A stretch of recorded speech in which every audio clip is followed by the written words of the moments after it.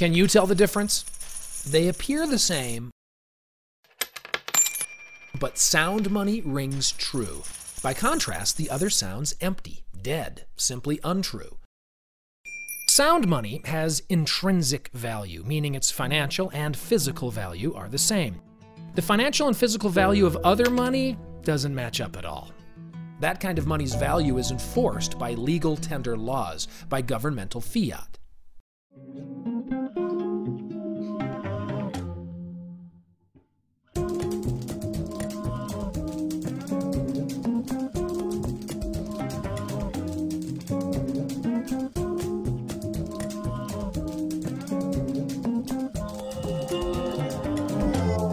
Governments simply diluted each coin's precious metal content by mixing in cheap base metals.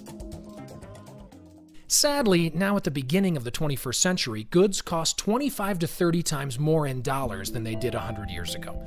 Their price in gold hasn't changed a bit. So what's happened to our dollar? Is it sound money?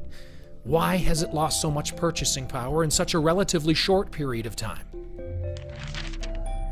Today's headlines scream warnings about the current economic crisis, both in the US and around the world. Our situation is much worse than most people realize. How did we get to this point? The answer is twofold. First, the US dollar's loss of more than 95% of its purchasing power over the last 100 years. And second, the greed, power lust, and incompetence that caused that loss.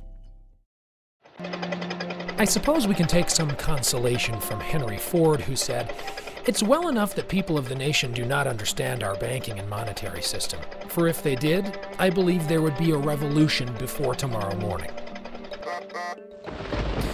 So, here we stand atop a mountain of debased and crumbling currency. Aroused from our stupor, we find ourselves teetering at the edge of a financial precipice, made all the more precarious by a president who in the first 8 months of office created more new money than all his predecessors combined.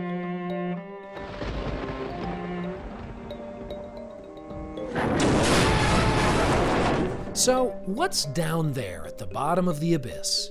The numerous historical examples of destructive monetary policies based on unsound fiat legal tender share many troubling consequences. Alternating rampant inflation and deflation, heavy taxation, unemployment, civil unrest, rioting, revolution, governmental coups, and war. So, where do we stand today? On November 3, 2010, Fed Chair Ben Bernanke unveiled a plan to frantically pile more and more dollars on the crumbling cliff edge.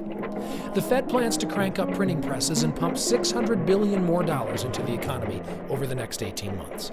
This on top of the $2.3 trillion brand new dollars created since 2008, with no visible effect on our languishing economy. All of this in an effort to create yet another bubble that will simply pop down the road, creating more misery and financial woes for the American people. Given these kinds of solutions, the worst is certainly yet to come. So today, we're essentially in free fall, having gone over the financial cliff created by the Fed's frenzied production of fiat currency. Utter ruin is looming before us.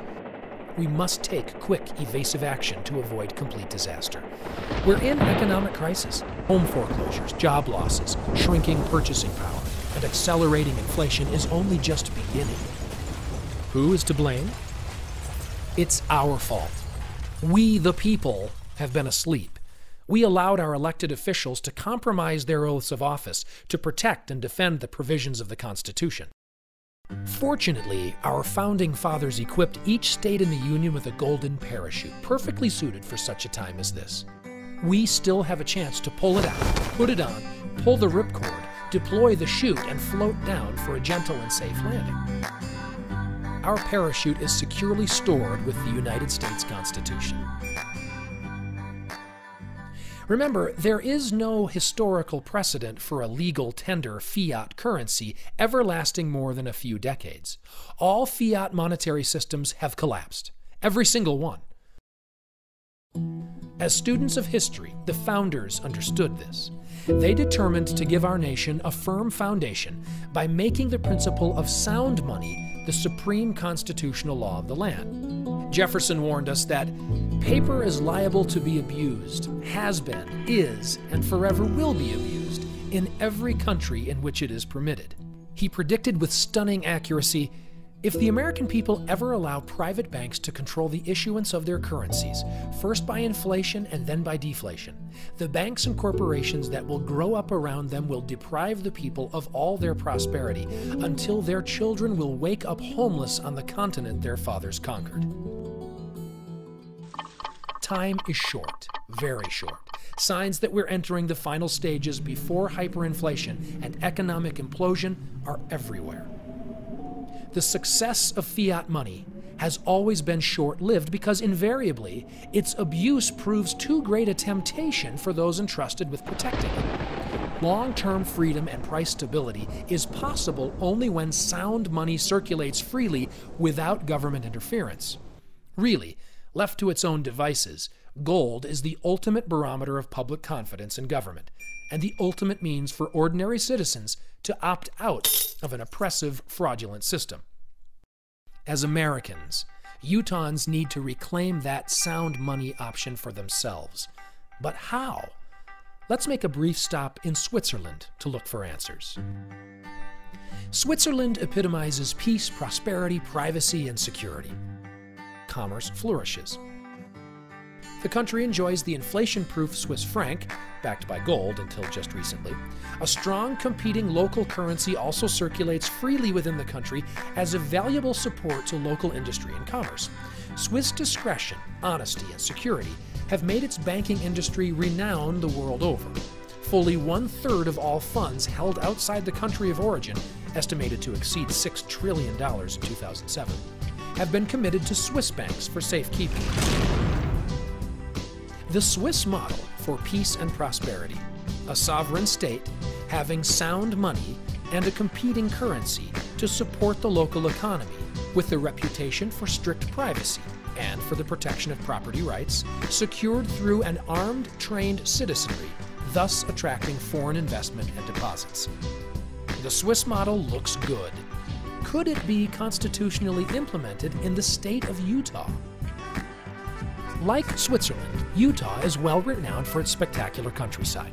Settled in 1847 by rugged, hardworking pioneers in search of religious, political, and economic freedom, the Utah deserts have blossomed as a rose into beautiful and prosperous communities. Owing to the legacy of their pioneer heritage, Utahns are generally regarded as honest, hardworking, religious, and family-oriented people. Utah contains plentiful mineral resources, including gold and silver deposits. Favorable commercial and banking laws tend to attract business and industry to the state. The Utah Constitution contains broad and explicit declarations regarding the people's inalienable personal and property rights. In light of the dire economic circumstances facing both the United States and the world as a whole, a comprehensive bill is slated for consideration this legislative session by our elected representatives. It's designed to fully implement the Swiss model in Utah as our state's golden parachute. If we were to adopt sound money as a widely circulated local currency, Utah would be well positioned to weather any of the financial storms that may arise. Throughout history, wherever people have embraced sound money, prosperity has followed. So contact your Utah State Representative and Senator. Let them know that it's time for Utah to pull the ripcord on the golden parachute the framers carefully prepared for us. Let's make Utah a sovereign state, having sound money and a competing currency to support the local economy, with a reputation for strict privacy and for the protection of property rights, secured through an armed, trained citizenry, thus attracting foreign investment and deposits. Because the Founding Fathers knew by their own experience the dangers of unbacked fiat money, they packed our golden parachute with great care. They provided in Article 1, Section 8, for Congress to regulate commerce between states, not within them. In Section 10 of Article 1, they made sure that no state would make anything but gold and silver coin a tender in payment of debts. Also in the Bill of Rights, they reminded us that powers not delegated to the United States nor prohibited to the states are reserved to the states respectively or to the people. The Utah Sound Money Act is being circulated to your elected official for their review and support. Your Utah State Senator and Utah House Representative need to know you support this bill. Utah friends, please beware. Powerful moneyed interests and their allies at the highest levels of government will always oppose sound money. But do you really want to trust your family's lives to a parachute packed by the same people who pushed you off the cliff in the first place? The chance for Utah to pull the ripcord on its own golden parachute is brief. The longer we delay, the more catastrophic our landing will be. Don't look to Washington to save the day. We must choose to save ourselves. Pull the ripcord, now. Call your legislators today and tell them to pass the Utah Sound Money Act so Utah can pull the ripcord and float to safety. The www.utahsoundmoney.org website provides easy help to find your elected officials' contact information. Here you can also learn more about the bill and the constitutional basis for its success. Sound money rings true. Thank you.